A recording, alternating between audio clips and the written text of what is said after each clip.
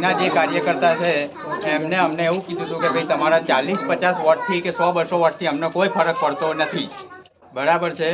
અને તમારે મૌલિક પટેલને મળવું હોય, આગળ જવું હોય, તમારે જે અમારાથી તમને કોઈ ફરક પડતો નહીં. એટલે અમને બી એમનાથી ફરક પડે છે. એટલે આજથી અમે આ ભાજપનો ફેસ મૂકી દઈએ. છેલ્લા 15 વર્ષથી હું વોટ આલતો આવ્યો બીજેપીને, પણ આજે શું એક દિવસ કોઈ ધારાસભ્ય આવ્યા હતા, મારું મકાન મળ્યું ત્યારે મ્યુનિસિપાલિટી કોર્પોરેશન કહે છે ટેક્સ વગર મકાન નહીં બનશે, પણ ગટર લાઈન માટે કહે છે અમારે તો અંડરમાં આવતું જ નહીં.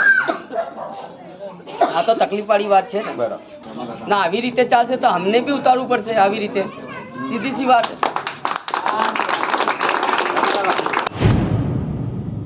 અહીંના જે સ્થાનિક કોર્પોરેટર છે એમને જ અમે વોટ આપીએ છીએ લાઈન તરફથી, બટ અમે ક્યાંક જઈએ છીએ રજૂઆત કરવા અહીંના સ્થાનિક કાર્યકર્તાઓને, તો કોઈ પણ પ્રકારનો અમને રિસ્પોન્સ આપવામાં આવતો નથી.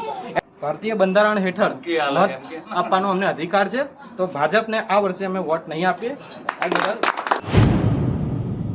તમારા હક માટે લડો, લીડર બનો. તમને ક્યાંય પણ તકલીફ થાય તો અમારી આ ટીમ તમારી સાથે, અને તમારી ઈચ્છા થાય ને ત્યાં વોટ આપજો. અમે અહીં આપજો ત્યાં આપજો એવું પણ નથી કહેતા. તમારી ઈચ્છા થાય ત્યાં આપજો, પણ કોઈ દિવસ અન્યાય સહન કરશો નહીં. વિનોબા ભાવનગરના નાગરિક છીએ. આટલા વર્ષોથી અમે ટેક્સ ભરીએ છીએ. અમને રોડની સુવિધા નથી, ત્રાસી ગયા છે. એટલે હવે અમે આ કેસ હવે ઉતારીએ છીએ. હવેથી અમે વોટ નહીં આપીએ. હવે અમે વોટ નહીં આપીએ ભાજપ. એટલે અહીંના તમામ જાગૃત નાગરિકો એ જોયું છે, એમને પોતે અનુભવ્યું છે. એમની કોઈ કદર નથી, એમને કોઈ સાંભળતું નથી. એ કોઈના કહેવામાં ભાજપનો કેસ નથી ઉતારી રહ્યા. એ પીડિત છે, એ ક્યાંય પીડાય છે.